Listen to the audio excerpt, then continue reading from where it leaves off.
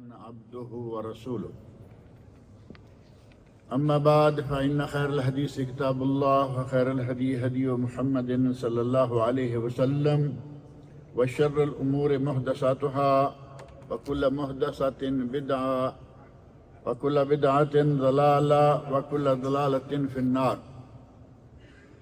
رب اشرح لي صدري ويسر لي أمري واحلل عقدة من لساني يفقهوا قولي. رب اعوذ بك من همزات الشياطين واعوذ بك رب ان يحضرون. اعوذ بالله السميع العليم من الشيطان الرجيم. بسم الله الرحمن الرحيم. انا انزلناه في ليلة القدر وما ادراك ما ليلة القدر. ليلة القدر خير من 1000 شهر. تنزل الملائكة والروح فيها بإذن ربهم من كل أمر سلام هي حتى مطلع الفجر.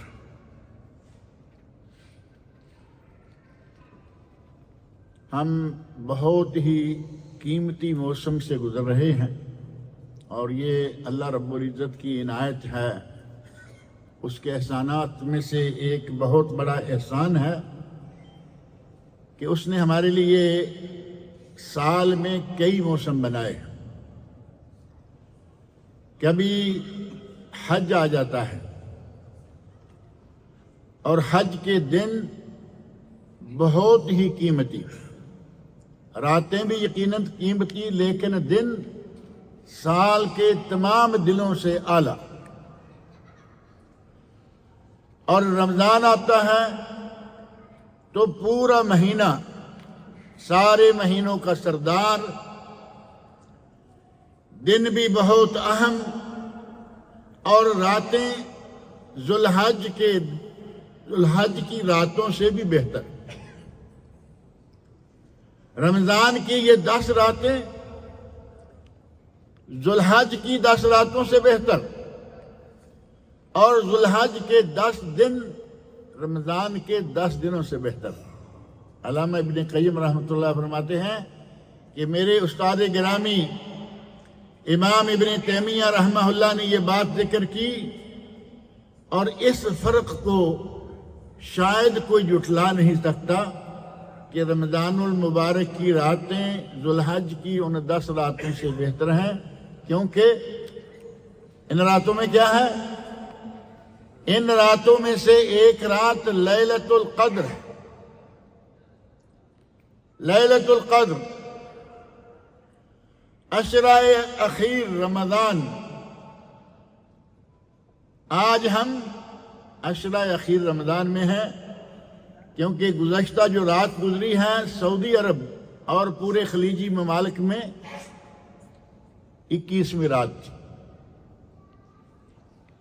21ویں رات تھی اور آج ہم آخری عشرہ کے پہلے دن میں ہیں، یعنی 21واں روزہ ہے. 21 سے لے کر یہ سلسلہ اللہ رب العزت کے ہاتھ میں ہے کہ یہ 29 تک جائے گا یا 30 تک. چاند کا مالک وہ ہے. ہمارے کیلنڈر، ہماری جنتریاں، ہماری تقویمیں، حتیٰ کہ دنیا کی سب سے مشہور تقویم ہے تقویم ام القریٰ. تقویم ام القریٰ جو گورنمنٹ سعودیہ کی سرکاری تقویم ہے اور اس سے زیادہ صحیح تقویم دوسری کوئی نہیں. لیکن کبھی کبھی تقویم ام القریٰ بھی غلط ہو جاتی ہے اور چاند اللہ کے ہاتھ میں ہے. 9 دن ہوں گے یا 10، یہ اللہ رب العزت کی تقسیم ہے، وہی مالک ہے، اسی کی مرضی ہے. لیکن یہ 10 دن ہو یا 9، انہیں عشرہ اخیر کہا جاتا ہے. اور اس عشرہ اخیر میں آپ دیکھیں قیمتی موسموں میں سے ذو الحج،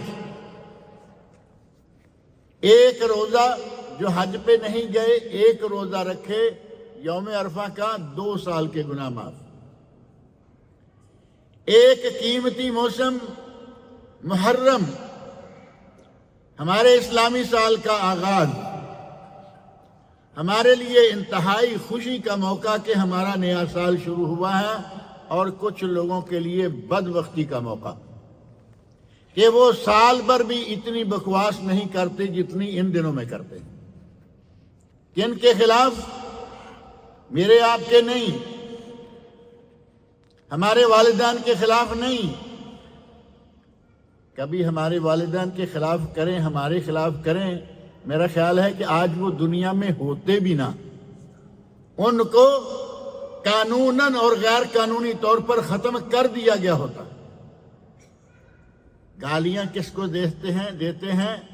مجھ سے، آپ سے، ہمارے والدین سے، اس دنیا کے تمام انسانوں سے افضل ترین لوگوں کو، ابو بکر صدیق، عمر فاروق، عثمان غنی، ام المومنین عائشہ صدیقہ رضی اللہ عنہا ورضی اللہ عنہم اجمعین، ام المومنین حضرت حفصہ رضی اللہ عنہا، ابو بکر صدیق رضی اللہ عنہ کی بیٹی عائشہ اور عمر فاروق کی بیٹی حفصہ رضی اللہ عنہم اجمعین، ان لوگوں کو، صحابہ کرام کو بلا تفریق، ان کے نزدیک چند لوگ مسلمان رہ گئے تھے، باقی سارے منافق ہو گئے تھے، دل کھول کے ان کے خلاف گالیاں بکتے۔ لیکن ہمارے لیے وہ ایک اعتبار سے خوشی کا موقع ہے کہ ہمارا نیا سال شروع ہوا، اور 10 تاریخ کو اللہ رب العزت نے حضرت موسیٰ علیہ السلام کو اس تاریخ انسانی کے سب سے بڑے کافر اور سب سے بڑے دین دشمن فرعون سے نجات دلائی تھی۔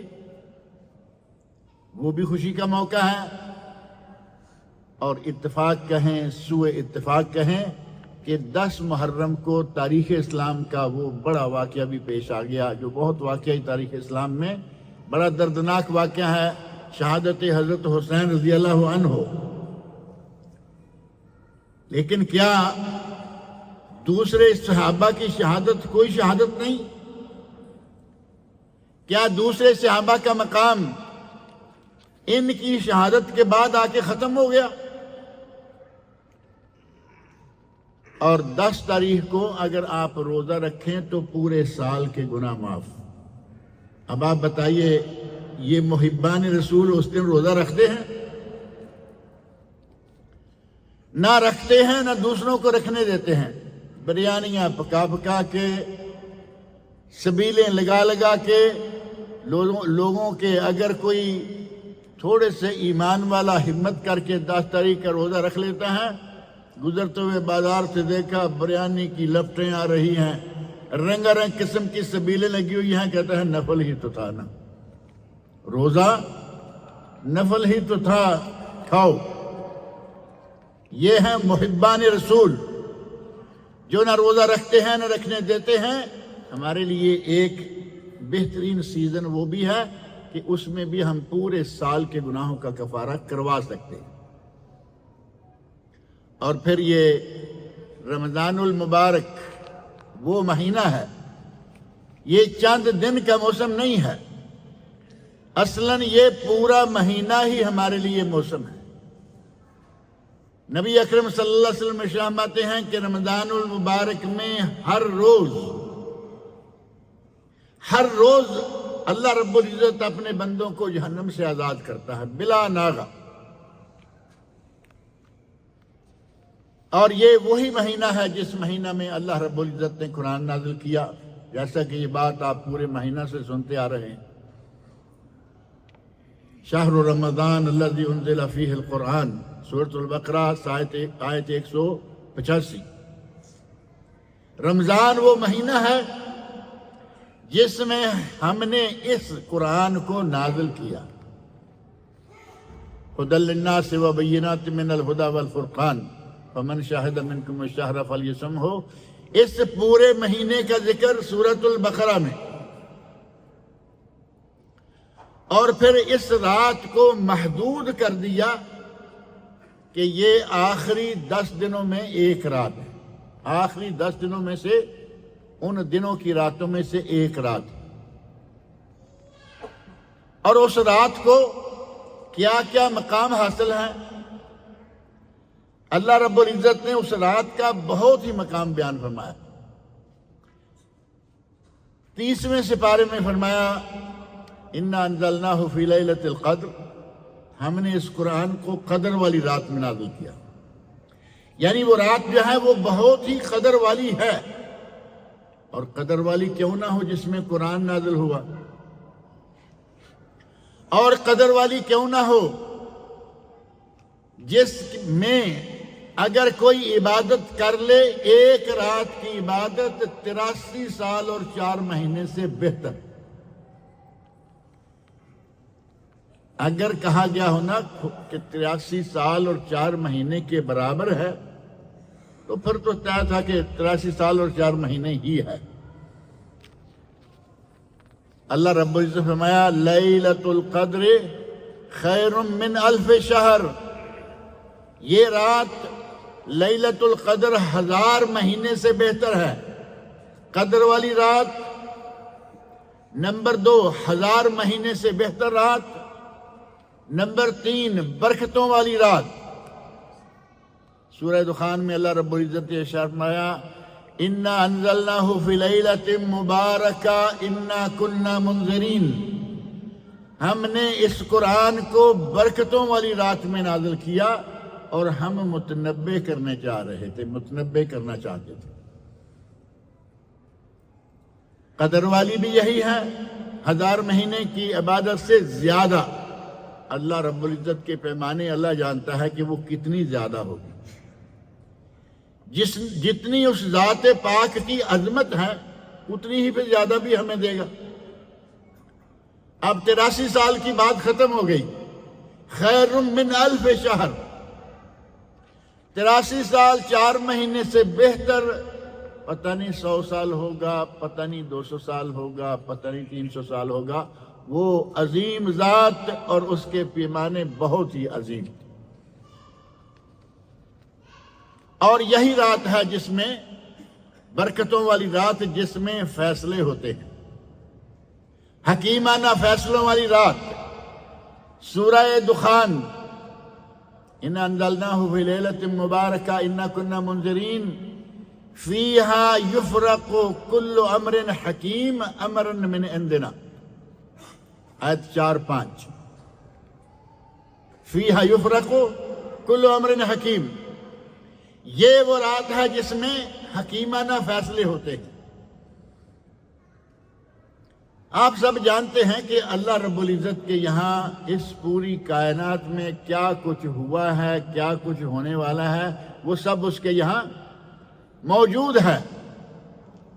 الکتاب،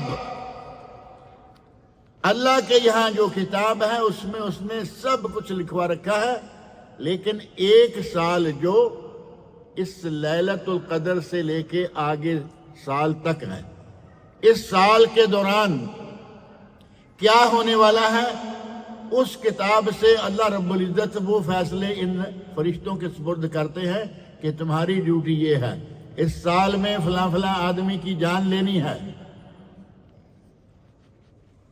میرا حال ہے یہی اس فرشتے کی ڈیوٹی ہے جو ہمیں شعبان میں میسج بھیجنے کی مجبور کر دیتی ہے۔ شعبان کی 15 تاریخ کو میسج بھیج رہے ہیں نا، اس سے پہلے بھائی معاف کر دینا، کہا سنا معاف کر دینا۔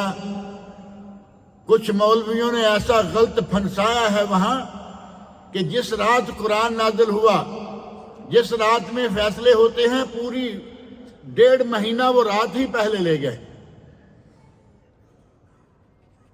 وہ رات رمضان المبارک کے اس عشرہ اخیر میں ہے، اور ہمارے یہ حلوہ خور مولوی اسی نام سے بدنام ہے نا، حلوہ خور۔ اور کبھی کبھی کچھ باتیں ایسی لگتی ہیں کہ وہ تو سنت سمجھتے ہیں، لوگ اس کو پتہ نہیں کیا کیا نام دیتے ہیں، کہتے ہیں کہ 15 شعبان کو حلوہ کھانا سنت ہے۔ یہاں یہ بات میں نے پہلے بھی ذکر کی ہے نا، ہم نے ایک کتاب بھی تقسیم کی تھی رجب شعبان میں اپنی، اس میں بھی ذکر کر رکھی ہے۔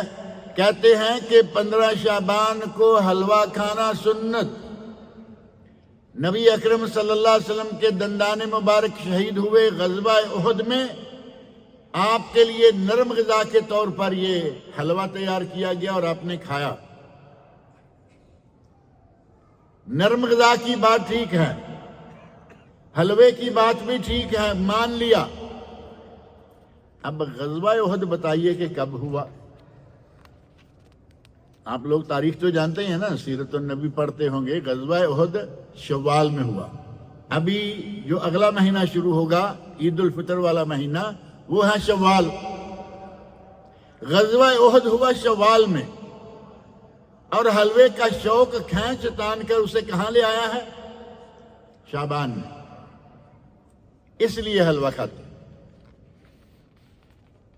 اگر موت سے ڈرتے ہوئے اپنے دوست و احباب کو میسج بھیجنے ہیں تو وہ آج سے شروع کریں کہ ہمیں معاف کر دو، کہا سنا معاف کر دو۔ آج سے کیوں؟ کیونکہ پہلے جب آپ نے بھیجے وہ غلط وقت پر بھیجے تھے۔ وہ شعبان کی 15 نزول قرآن کی رات نہیں ہے، نزول قرآن کی رات ان 10 دنوں میں ایک ہے۔ ایک گزر گئی، 4 بھی باقی ہیں، 23، 25، 27 اور 29۔ اگر کسی کو میسج بھیجنے کا شوق ہے، اپنے گناہ اپنے بھائیوں سے بخشوانے ہیں، تو اب شروع کیجئے۔ 21ویں رات یعنی کل کی شام سے یہ کام شروع کوئی کرے تو مانا۔ بے وقت کی راگنی، اس کا کیا مول ہوتا ہے؟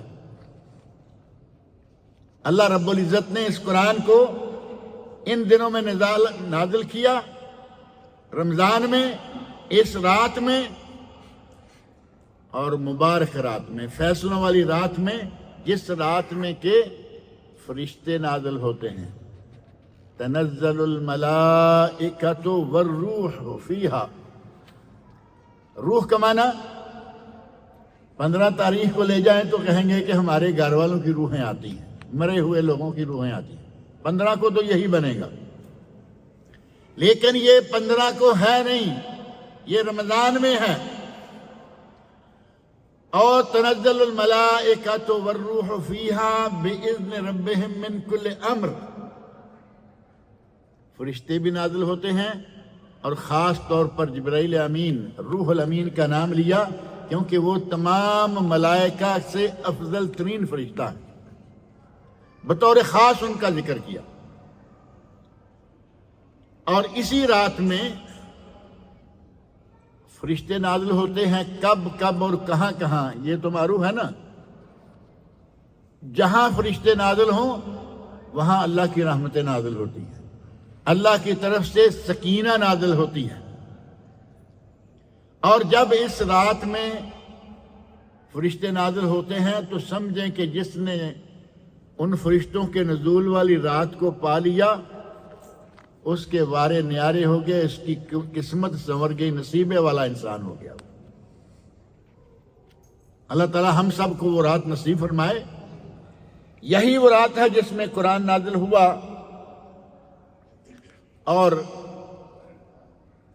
قرآن کریم کے بارے میں اگر تھوڑا سا بھی ہم غور کریں تو یہ پتہ چلتا ہے کہ دنیا میں جتنی بھی کتابیں نازل ہوئی ہیں وہ تو رمضان المبارک میں ہی نازل ہوئی ہیں، حتیٰ کہ صحف ابراہیم اور موسیٰ وہ بھی رمضان المبارک میں، تورات، انجیل، زبور رمضان المبارک میں۔ تمام صحیفوں اور تمام کتابوں سے افضل ترین، اکمل ترین کتاب کتاب اللہ قرآن کریم۔ اسی رات میں قرآن کریم نازل ہوا ہے، اور اس قرآن کریم کا اگر ایک حرف پڑھیں تو کتنی نیکیاں؟ 10۔ سنن ترمذی کی حدیث، من قرأ حرفا من کتاب اللہ۔ میں دوبارہ یاد دہانی کرا دوں، ایسا نہ ہو کہ رمضان گزرے اور ہمارا قرآن کہاں جائے؟ اونچی جگہ پر، تاکہ بے ادبی نہ ہو اور پھر سال بھر وہ اونچی جگہ پر رہ جائے۔ ہر دن ہر روز تھوڑا زیادہ قرآن ضرور پڑھیں. ایک حرف پر 10 نیکیاں، جو کہ بہت بڑا کام. اور قیامت کے دن قرآن آئے گا، سفارش کرے گا. رمضان اور قرآن دونوں سفارش کریں گے. رمضان روزہ کہے گا یا اللہ میں نے اس کو دن کو کھانے نہیں دیا، اور قرآن آئے گا کہے گا یا اللہ رات کو میں نے اس کو سونے نہیں دیا. ہم بڑی مشکل سے اگر قرآن کی تھوڑی بہت تلاوت کریں بھی تو مسجد میں دن ہوتے ہوتے کر کے نکل جائیں تو اچھا ہے. حالانکہ تلاوت قرآن رات میں کرنا زیادہ بہتر ہے. رات کے وقت تہجد پڑھیں. نبی اکرم صلی اللہ علیہ وسلم نے ہمیشہ تہجد پڑھی. 11 مہینے سحری کے وقت 1 بجے کے بعد وہ سلسلہ شروع ہوتا ہے. 1 بجے کے بعد ثلث اللیل، رات کا 1/3 شروع ہو گیا، تہجد کا وقت ہو گیا. آپ نے ہمیشہ تہجد پڑھی 11 مہینوں میں ثلث اللیل، رات کے 1/3 حصے میں، اور رمضان کے 1 مہینے میں نماز عشاء کے بعد. یہ تہجد ہے یا نہیں؟ نبی اکرم صلی اللہ علیہ وسلم نے جن مہینوں میں تہجد پڑھی ان مہینوں میں آپ نے تراویح نہیں پڑھی، عشاء کے ساتھ وہ نہیں پڑھی. اور رمضان میں اگر تراویح پڑھی تو پھر تہجد نہیں پڑھی. یہ ایک ہی وقت میں نبی اکرم صلی اللہ علیہ وسلم نے نماز شروع کی اور اس کو مکمل کر دیا. اور نبی اکرم صلی اللہ علیہ وسلم کے عمل سے بڑھ کر ظاہر ہے کہ کسی اور کا عمل کیا ہو سکتا ہے. اگر تہجد میں قرآن پڑھیں، دن میں قرآن پڑھیں، رات میں قرآن پڑھیں، آپ کو یقیناً اجر و ثواب ملے گا. 10 نیکیاں ایک لفظ حرف پر. اور اگر کسی نے قرآن حفظ کیا ہے، قرآن کریم اگر کوئی حفظ کر لے تو اس کو کتنا اللہ رب العزت کی طرف سے اجر اور عظمت اور کتنا ثواب ملتا ہے. نبی اکرم صلی اللہ علیہ وسلم ارشاد فرماتے ہیں کہ حافظ قرآن کو کہا جائے گا اقرا ورتل کما کنت ترتل فی الدنیا. اے حافظ پڑھو اور ترتیل کے ساتھ پڑھو جیسے کہ تم دنیا میں پڑھا کرتے تھے. فَإِنَّ مَنزِلَكَ عِنْدَ آخِرِ آیَةٍ تَقْرَؤُهَا. اقرا ورتقِ، پڑھتے جاؤ اور اوپر کو چڑھتے جاؤ. درجات بلند سے بلند ہوتے جائیں گے. اور فرمایا کہ تیری آخری منزل وہاں ہوگی جہاں تو آخری آیت پڑھے گا. آیتیں قرآن کریم کی کتنی ہیں؟ موٹا سا حساب کر لیں. 6666 لکھا جاتا ہے. کسی نے کچھ کم لکھی، کسی نے کچھ زیادہ لکھی، وہ کوئی مسئلہ نہیں. 6500 تو سیدھی سیدھی ہے نا. 6500 آیت پڑھنے تک قرآن کی حافظ قرآن اوپر کی طرف جاتا رہے گا. اس کے درجات اللہ رب العزت بڑھاتا رہے گا. اور حافظ قرآن کے والدین، اللہ رب العزت اس کے والدین کو تاج الوقار، وقار کا وہ تاج پہنائے گا جس تاج کی روشنی سورج جتنی روشنی ہوگی. ماں کے سر پر بھی تاج ہے، باپ کے سر پر بھی تاج ہے. اور انہیں حلہ، لباس، عربی لباس ہمارا لباس سمجھ لے. جنت میں اللہ رب العزت جو لباس عطا فرمائے گا، ماں اور باپ دونوں کو وہ حلہ پہنایا جائے گا کہ اگر یہ پوری دنیا بیچ کر بھی کو چاہے وہ حلہ خریدے تو وہ اس سے بھی مہنگا ہے. حافظ قرآن ہے تو ماں باپ کا یہ مقام، حافظ قرآن ہے تو حافظ کا یہ مقام. اگر حفظ کر لیا ہے تو بھولے نہیں. یاد رکھیں یہ بہت ہی عظمت والی کتاب ہے. اور اس کتاب کے بارے میں تو نبی اکرم صلی اللہ علیہ وسلم ارشاد فرماتے ہیں وَمَا اجْتَمَعَ قَوْمٌ فِي بَيْتٍ مِّن بُيُوتِ اللَّهِ اگر کوئی قوم کسی گھر میں، اللہ کے کسی گھر میں یعنی مسجد میں جمع ہو جائیں، یتلون کتاب اللہ و یتدارسونہ، وہ اللہ کی کتاب پڑھ رہے ہیں، یتلون تلاوت کر رہے ہیں، وہ یتدارسونہ اور اسے سیکھ رہے ہیں، درس لے رہے ہیں، درس دے رہے ہیں۔ اب درس لے رہے ہیں دے رہے ہیں کیا مطلب ہوگا؟ تلاوت ہی کرتے جا رہے ہیں؟ نہیں، ترجمہ، تفسیر، تدبر، قرآن کریم کو سمجھ کر پڑھتے ہیں۔ قرآن کریم کو سمجھنے کے لیے آپس میں ایک دوسرے کے سامنے اس کا ترجمہ تفسیر بیان کرتے ہیں، یعنی علم کی مجلس۔ نبی اکرم صلی اللہ علیہ وسلم فرماتے ہیں نزلت علیہم السکینہ، اللہ رب العزت کی طرف سے ان لوگوں پر سکینہ، سکون نازل ہوگا۔ وحفتہم الملائکہ، ان لوگوں کو ملائکہ گھیر کے اپنے گھیرے میں لے لیں گے۔ وتنزل علیہم الرحمہ، ان پر اللہ کی طرف سے رحمتیں نازل ہوتی ہیں۔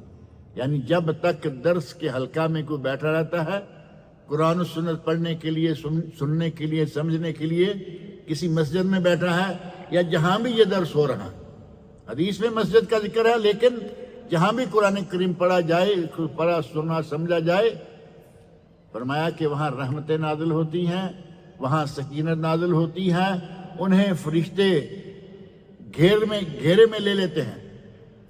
اور آخر میں جو فرمایا وَذَكَرَهُمُ اللَّهُ فِي مَنْ عِنْدَهُ، اللہ ان کا ذکر ان کے مابین کرتا ہے جو اس کے پاس ہے۔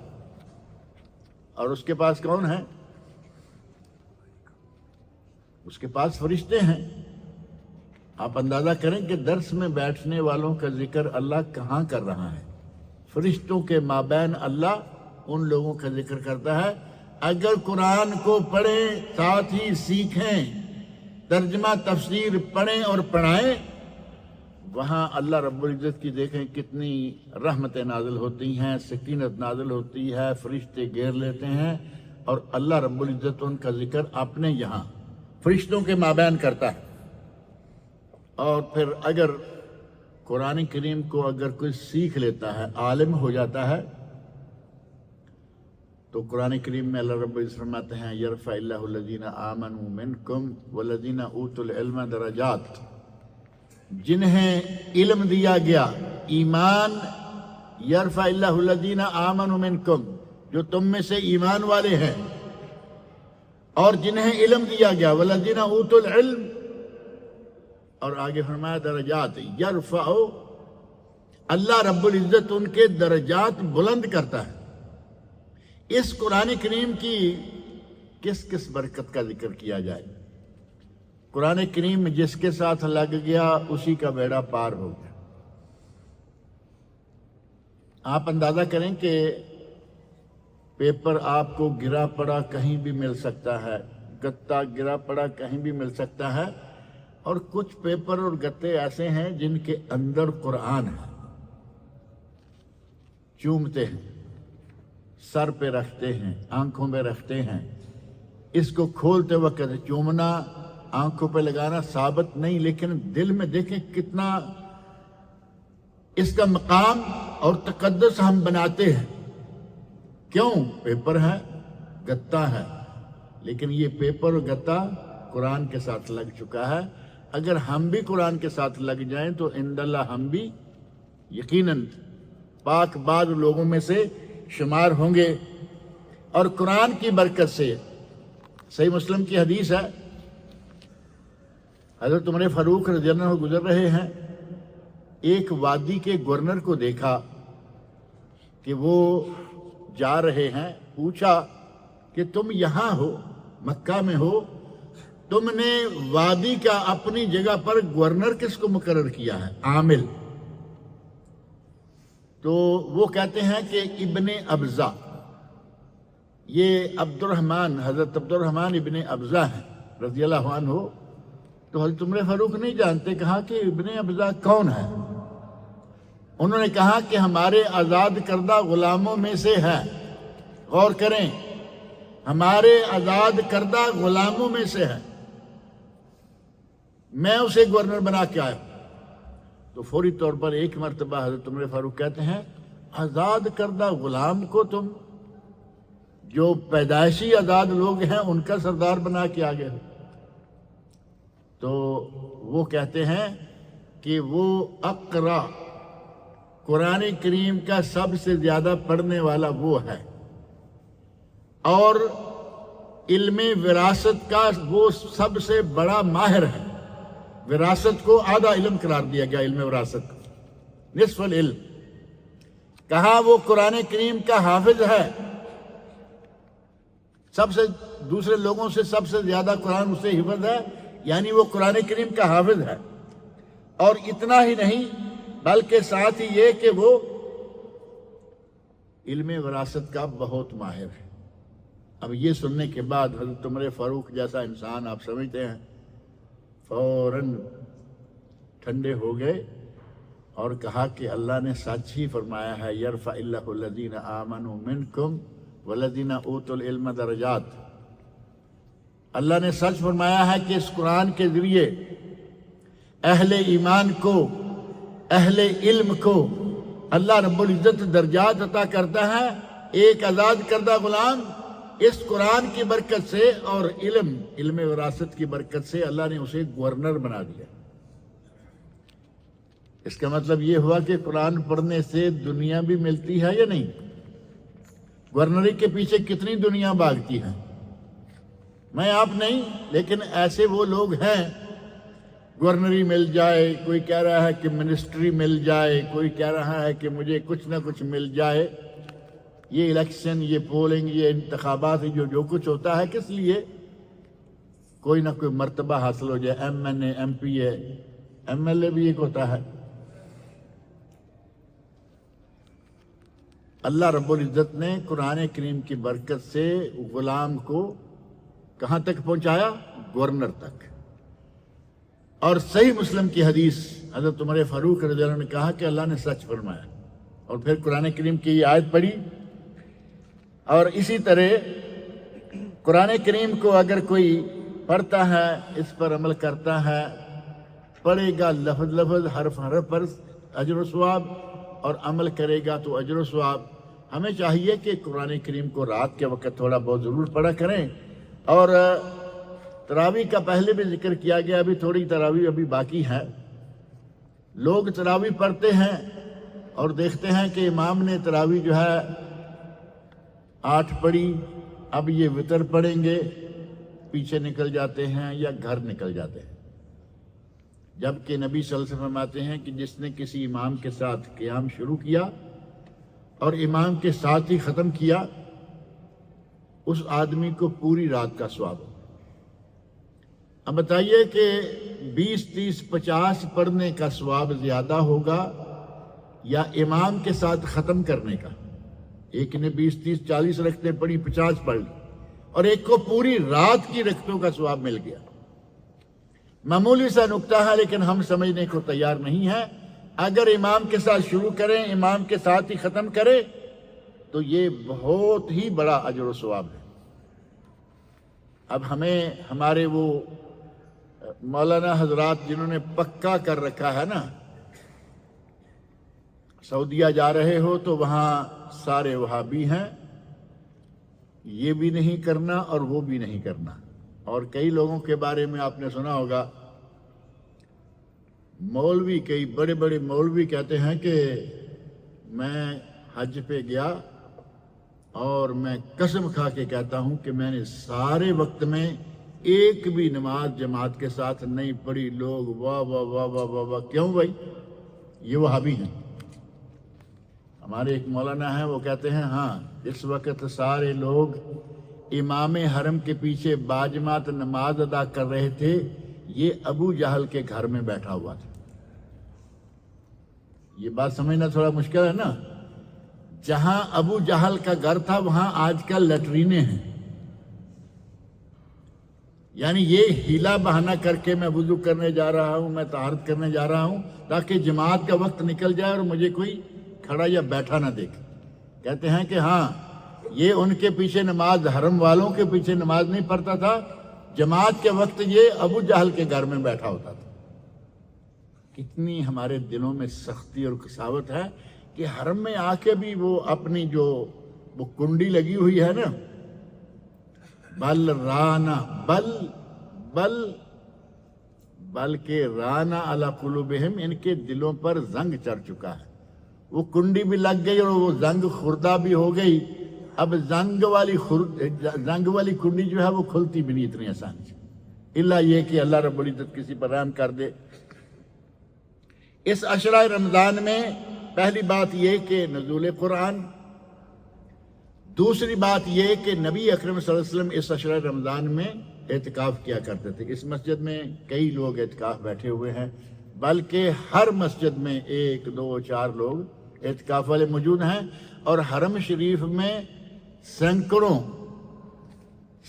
بلکہ میں کہوں گا کہ اگر حرمین شریف کہیں ہزاروں لوگ اعتکاف بیٹھے ہوئے ہیں، کچھ پرمیشن سے اور کچھ بغیر پرمیشن کے۔ اللہ تعالیٰ سب کا اعتکاف قبول فرمائے۔ نبی اکرم صلی اللہ علیہ وسلم ہمیشہ اعتکاف کرتے رہے، ہمیشہ۔ آپ کی بیویاں اعتکاف کیا کرتی تھیں، صحابہ کرام اعتکاف کیا کرتے تھے، لیکن اس میں نبی صلی اللہ علیہ وسلم کے بارے میں صحیح حدیث ہے، صحیح مسلم میں، کان رسول اللہ صلی اللہ علیہ وسلم یجتہد فی العشر الاواخر ما لا یجتہد فی غیرہ۔ آخری 10 دنوں میں نبی صلی اللہ علیہ وسلم اتنی محنت کرتے تھے جتنی باقی کسی دن میں نہیں کرتے تھے۔ یعنی ان دنوں میں رات کو اعتکاف، دن کو بھی اللہ رب العزت کے سامنے قیام اور عبادت، یہ نبی صلی اللہ علیہ وسلم کا عمل مبارک ہے جو ہمارے لیے بہترین نمونہ ہے۔ لقد کان لکم فی رسول اللہ اسوۃ حسنہ۔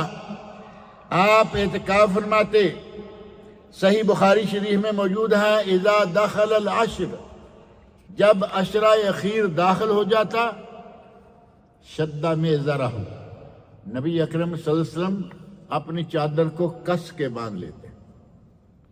شد میزرہ، اہل علم نے 2 معنی کیے ہیں۔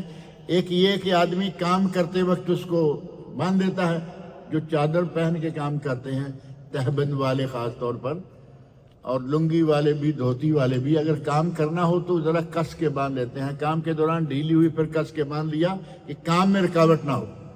نبی اکرم صلی اللہ علیہ وسلم ان 10 دنوں میں اپنی چادر کو کس کے باندھ لیتے تھے تاکہ عبادت میں اب کسی قسم کی کوئی رکاوٹ نہ بننے پائے۔ ایک معنی محنت کرتے تھے، اور دوسرا معنی یہ ہے کہ اپنی عورتوں سے علیحدہ ہو جاتے تھے۔ شدہ میں ذرا چادر باندھ لی پکی کر کے، یعنی اب چادر کھلنی نہیں، بیویوں کا قرب ان دنوں میں، ان راتوں میں ختم۔ شدہ میں ذرا وَأَيْقَظَ لَيْلَهُ، ان 10 دنوں کی راتوں کو نبی اکرم صلی اللہ علیہ وسلم زندہ رکھتے تھے، بیدار رکھتے تھے، یعنی بیدار رہتے تھے۔ شب بیداری کہتے ہیں نا، شب بیداری، جو لوگ تہجد پڑھتے ہیں، شب زندہ دار ہے، شب بیدار ہے۔ نبی اکرم صلی اللہ علیہ وسلم رات کو زندہ کرتے تھے، لیکن کیا آپ ساری رات میں نہیں سوتے تھے یا کچھ سوتے تھے؟ بعض شارحین حدیث نے لکھا کہ اس کو اصل پر مانے تو آپ ساری رات نہیں سوتے تھے، دن کو سو لیتے ہیں کچھ، لیکن اس کی بہترین تعویل یا اس کا بہترین حل جو ہے وہ ام المومنین حضرت عائشہ صدیقہ رضی اللہ عنہا نے دیا ہے۔ صحیح مسلم میں ان کا ارشاد ہے، کہتی ہیں قام لیلہ ما رأیت رسول اللہ صلی اللہ علیہ وسلم قام لیلہ حتی الصباح، میں نے کبھی نبی صلی اللہ علیہ وسلم کو ایسا نہیں دیکھا کہ آپ نے ساری رات صبح ہونے تک قیام کیا ہو، کبھی ایسا نہیں دیکھا۔ یعنی رات کو آپ ضرور سوتے تھے، اگر تھوڑا سا سو لیتے ہیں تب بھی وہ قیام لیل ہے۔ یہ نبی اکرم صلی اللہ علیہ وسلم کا عمل مبارک ہے۔ آپ رات کو زندہ رکھتے، وَأَيْقَظَ أَهْلَهُ، اور اپنے گھر والوں کو جگا کے رکھتے۔ ہمارے یہاں رات میں درس میں ذکر کر رہا تھا ایک افطار کی جگہ پہ ہمارے یہاں رواج ہے کہ حاجی صاحب مسجد میں جا رہے ہیں، بچے ٹیلی ویژن دیکھ رہے ہیں، جوان ہیں، بالغ ہیں، وہ نکل گئے، میری نماز اور میں حاجی صاحب عشاء کے لیے گئے، بچے اپنے کام میں مشغول ہیں، کچھ کر رہے ہیں، کیا کر رہے ہیں گھر والوں کو نہیں کہنا، تہجد اٹھے گھر والوں کو نہیں کہنا۔ نبی اکرم صلی اللہ علیہ وسلم جب بھی تہجد کی نماز پڑھتے، ام المومنین عائشہ رضی اللہ عنہ فرماتی ہیں کہ آپ جب طویل قیام سے فارغ ہو جاتے، کیونکہ ہر کوئی اتنا لمبا قیام نہیں کر سکتا، کیونکہ آپ کا قیام اتنا لمبا ہوتا کہ پاؤں سوج جاتے اور کبھی کبھی خون کے ریشے پھوٹ آتے پاؤں پر۔ آپ جب لمبے قیام سے فارغ ہو کے وتر پڑھنے کے قریب پہنچتے تو حضرت عائشہ رضی اللہ عنہ فرماتی ہیں کہ مجھے تھوڑا سا اشارہ کر کے جگا دیتے تاکہ میں بھی کچھ نہ کچھ اٹھ کے پڑھ لوں۔ یہ ہے ایقظ اہلہ، آپ خود رات زندہ داری کرتے اور اپنے گھر والوں کو جگاتے، صرف اکیلے حاجی صاحب مسجد میں نہیں، گھر میں عورتوں کو بھی ساتھ نماز پڑھاتے، قیام اللیل رات کی نماز نفل، اور مسجد میں جاتے ہوئے اپنے بال بچوں کو بھی ساتھ لے کے جانا تاکہ تو انفسکم و اہلیکم نارا، خود بھی اپنے آپ کو جہنم کی آگ سے بچاؤ اور اپنے گھر والوں کو بھی بچاؤ۔ یہ جو ہمارے یہاں رسم ہے نا کہ بس ٹھیک ہے میں جا رہا ہوں، میں نہیں، آپ کے گھر والے اور اللہ رب العزت کے خزانے آپ کو، آپ کے گھر والوں کو، اگر ہم عبادت کرتے ہیں، عام جملہ ایک معروف ہے یہاں عربوں میں، صلی للہ، تصدق للہ، اللہ کے لیے نماز پڑھو، اللہ کے لیے صدقہ کرو۔ اگر یہ اللہ کے لیے ہو تو اس کا مطلب یہ ہوا کہ اللہ کو کوئی مجبوری ہے، نعوذ باللہ، کوئی ضرورت ہے، کچھ نہیں، وہ غنی ہے۔ صدقہ کریں تو بھی ہمارے لیے اجر و ثواب ہمیں ملے گا، کھانا پینا ہمارے اپنے بہنوں بھائیوں رشتہ داروں کو ملے گا، نماز پڑھیں گے اجر و ثواب ہمیں ملے گا، دنیا میں بھی آخرت میں بھی اللہ رب العزت عزتیں ادا کرے گا۔ یہ ہمارے لیے ہوتا ہے، اللہ کو ان ہماری عبادتوں سے کچھ فائدہ نہیں پڑتا۔ نبی اکرم صلی اللہ علیہ وسلم فرماتے ہیں کہ اگر پوری دنیا کے لوگ اور جن اور انس دونوں سارے کے سارے علی اتقى قلب رجل، دنیا کا جو سب سے متقی ترین انسان ہے، سارے کے سارے اس جیسے ہو جائیں تو مجھے کوئی فائدہ نہیں ہے۔ یہ حدیث قدسی میں اللہ فرما رہا ہے کہ اگر تم بے شمار عبادتیں سارے کرو تو میرا کیا فائدہ، تمہارا ہی فائدہ۔ اور فرمایا کہ اگر کبھی پوری دنیا جنوں انس سمیت سارے کے سارے دنیا کے بدترین افجر قلب رجل، وہ آدمی جو سب سے زیادہ گناہگار ہے، اس جیسے سارے کے سارے ہو جائیں، میرا کوئی نقصان نہیں کر سکتے۔ اللہ کو کون نقصان دے سکتا ہے؟ کوئی نہیں۔ اگر یہ عبادتیں ہم کرتے ہیں تو ان عبادتوں کا فائدہ بھی ہمیں ہوتا ہے، کسی اور کو اس سے فائدہ نہیں ہوتا۔ ہمیں چاہیے کہ کچھ نہ کچھ ضرور اپنے فائدے کے لیے عبادات سر انجام دیتے رہیں۔ اعتکاف سنت ہے، ہمیں جس کو اللہ تعالیٰ موقع دے اعتکاف کرنا چاہیے، اور اعتکاف جو مسنون ہے وہ تو ہے 10 دن 10 راتیں۔ جو رات لوگ اعتکاف والے مغرب کی نماز کے بعد جو 21ویں رات ہوتی ہے اعتکاف بیٹھ گئے، اگر 10 دن کوئی نہیں کر سکتا تو وہ کم کر لے، 9 کر لے، 8 کر لے، 7 کر لے، 5 کر لے، 4 کر لے، 3 کر لے، 2 کر لے، ایک ہی دن کر لے۔ حتیٰ کہ علامہ ابن باز رحمۃ اللہ علیہ سے پوچھا گیا، شیخ اگر کسی کے پاس کچھ زیادہ وقت نہیں ہے، وہ پورا دن بھی نہیں بیٹھ سکتا۔ پہلی بات یہ کہ پچھلے دنوں میں نے ایک حوالے سے ذکر کیا تھا کہ ہم کہتے ہیں جی وقت بہت تنگ ہو گیا ہے، وقت ہی نہیں ملتا، نہ قرآن پڑھنے کا وقت ملتا ہے، نہ یہ کرنے کا وقت میں، وقت تنگ ہو گیا۔ وقت نہیں تنگ ہوا، ہمارے دل تنگ ہو گئے۔ دنیا داری کاموں کے لیے ہر وقت ہمارے پاس وقت ہے، دین کے لیے ہمارے پاس کوئی وقت نہیں۔ کہا آدمی نے کہ اگر زیادہ وقت نہیں ہے تو کم از کم اگر میں 1 گھنٹہ ہی مسجد میں بیٹھ جاؤں، تو علامہ ابن باز رحمۃ اللہ فرمایا کہ کوئی حرج نہیں، 1 گھنٹہ بھی بیٹھو تو تمہارا وہ گھنٹہ اعتکاف شمار ہوگا۔ اب ظاہر ہے کہ ایک آدمی 1 دن بیٹھا ہے 24 گھنٹے، اس کا اعتکاف برابر تو نہیں ہوگا، لیکن اس گھنٹے میں اس کو اعتکاف کا ثواب ملے گا۔ ایک آدمی 10 دن اعتکاف کر رہا ہے، اس کو 10 دنوں کا ثواب ملے گا۔ اور اس سلسلہ میں بعض آثار بھی ہیں کہ میں جب بھی مسجد میں داخل ہوتا ہوں اعتکاف کی نیت سے داخل ہوتا۔ اب دیکھیں، آپ مسجد میں داخل ہوئے، کوئی 11 بجے آ گیا، کوئی 11:15 آ گیا، کوئی 11:30، 11:45 خطبہ شروع ہونے تک جب مسجد میں داخل ہوں آپ یہ نیت کر لیں کہ یا اللہ میں جب تک مسجد میں ہوں میں اعتکاف کی حالت میں، انما الاعمال بالنیات، عملوں کا دار و مدار نیتوں پر ہے۔ اب آپ اعتکاف بیٹھ گئے، مسجد میں داخل ہو گئے، اعتکاف بیٹھ گئے، اب صرف یہ کریں کہ اگر جان پہچان کا کوئی آدمی مل گیا نماز سے پہلے تو اس کو کونے میں لے کے نہ بیٹھیں، کیونکہ وہ گپیں مارے گا آپ کے ساتھ، غیبتیں کریں گے، یہ اعتکاف کے خلاف ہے۔ جیسے اعتکاف ہوتا ہے کہ اپنے آپ کو سنبھالنا، آنکھ کان زبان ہر چیز کو سنبھالنا، 1 گھنٹہ 1.5 گھنٹہ، ابھی آپ کے تو ماشاءاللہ اگر کوئی 11 بجے کا آیا ہوا ہے تو اس کا تو بہت لمبا اعتکاف ماشاءاللہ ہو جاتا ہے۔ اللہ تعالیٰ قبول فرمائے۔ معاملہ ہے نیت کا، اگر آپ نیت کر لیں تو 1 گھنٹے کا اعتکاف بھی ہوتا ہے اور ہو سکتا ہے۔